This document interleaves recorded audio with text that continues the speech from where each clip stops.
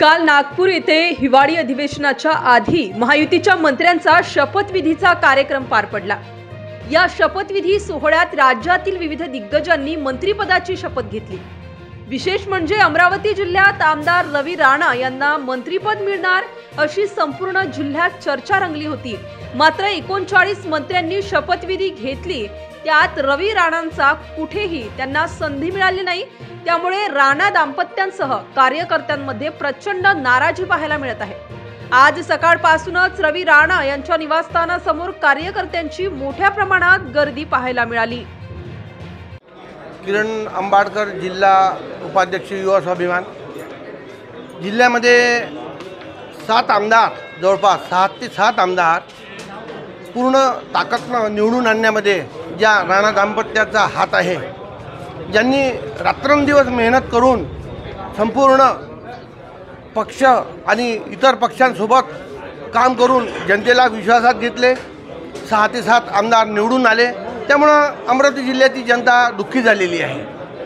पहिले मॅडमचं पद बाजूला राहिलं, आता रविभाऊचं जे पद होतं मंत्रिपदाचं ते पण बाजूला राहिलं। एवढं सगळं काम करत असताना निराशा जरूर आहे। पार्टीमध्ये निराशा आहे, कार्यकर्त्यामध्ये निराशा आहे, समाजामध्ये निराशा आहे, जिल्ह्यामध्ये निराशा आहे।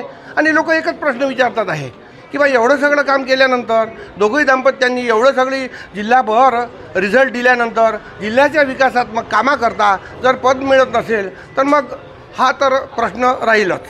त्याच्यामुळं आज या ठिकाणी सर्व कार्यकर्ते भाऊंना भेटण्यासाठी आलेले आहे। भाऊ काम करत राहतील, ताई काम करत राहील यात शंका नाही।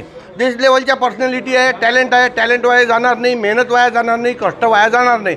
परंतु भाऊंच्याकडे पक्षांनी विचार करायला पाहिजे। जे नवीन चेहरे असे की जे अनोळखी आहेत त्यांना स्थान देण्यात आलं, परंतु 4दा निवडून आलेले रविभाऊ, त्याचप्रमाणे पूर्ण जिल्ह्यामध्ये 6 ते 7 आमदार निवडून आणलेल्या ताई यांचं जर स्थान मंत्रिमंडळामध्ये येत नसेल भाऊंचं, तर मग जिल्ह्याच्या विकासाच्या दृष्टीनं मात्र जनता हा प्रश्न विचारणारच। काय सांगणार? रविभाऊला मंत्रिपद मिळलं अपेक्षित होतं, मात्र रविभाऊंना मंत्रिपद मिळालं, रविभाऊ नाराज झाले, तुम्ही कार्यकर्ते म्हणून काय सांगणार? नाही, रविभाऊ नाराज एकटे झाले नाही तर संपूर्ण जिल्हा नाराज झालेला आहे। कारण आम्हाला खात्री होती की माननीय आमदार रवी राणा यांची मंत्रिमंडळामध्ये वरील लागेल, कारण त्याचं काम चांगलं होतं, त्यांनी मेहनत भरपूर केली होती आणि आम्हाला खात्री होती की त्यांचं नाव त्या लिस्टमध्ये असेल। पण ऐन वेळेवर ते नाव कटलं आणि त्यामुळे संपूर्ण जिल्हा हा म्हणजे त्यांना जिल्ह्याला सगळं दुःख झालेलं आहे आणि संपूर्ण जिल्ह्यातील लोक हे नाराज झालेले आहेत। तर त्यांना जर मंत्रिपद मिळालं असतं तर आणखी जिल्ह्याचा विकास झाला असता।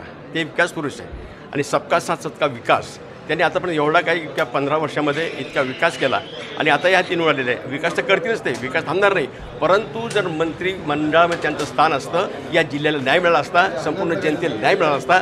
म्हणून आता कोणी म्हणे की ना पुढच्या 2.5 वर्षांतर त्यांना मिळेल, पण जो बुन से गई वो हौद से नहीं आती।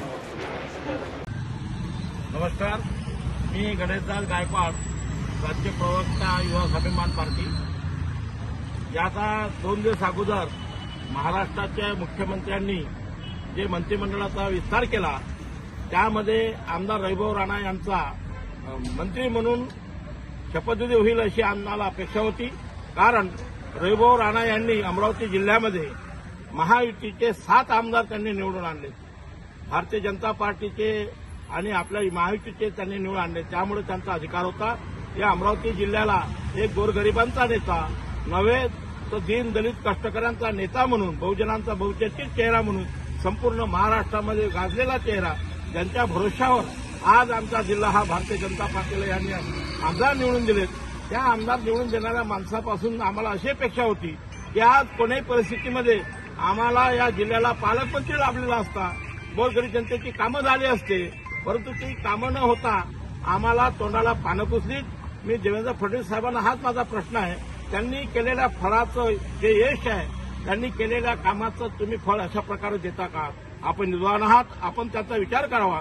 कारण आतापर्यंत जिल्ह्याला मिळालेले पालकमंत्री हे उपरे मिळाले, म्हणजे दुसरे लोक आमच्यावर लादलेत आणि आमच्या जिल्ह्याचा जर मंत्री झाला असता, पालकमंत्री झाला असता तर कुटुंबातला माणूस झाला, अशा प्रकारचं वातावरण होत होतं। आज ज्याप्रमाणे लोकसभेला नवनीतताई हारल्यात तेव्हा दुःख झालं, नंतर आम्ही जेव्हा निवडून दिले पुन्हा आम्हाला आनंद झाला, आम्ही दुःख विसरून गेलो होतो।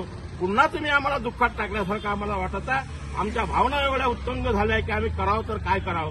माझं विनंती आहे मंत्रिमंडळ आमच्या मुख्यमंत्री महोदयांना, आता जर काही उरले असतील तर त्याच्यामध्ये सुद्धा आमच्या रविभाऊ राणा यांना मंत्रिपद द्यावं आणि अमरावती जिल्ह्यात झालेला हा अन्याय दूर करावा, एवढीच मी विनंती करतो. अशाच वेगवान घडामोडी पाहण्यासाठी आमच्या चॅनलला लाईक व सबस्क्राईब करायला विसरू नका.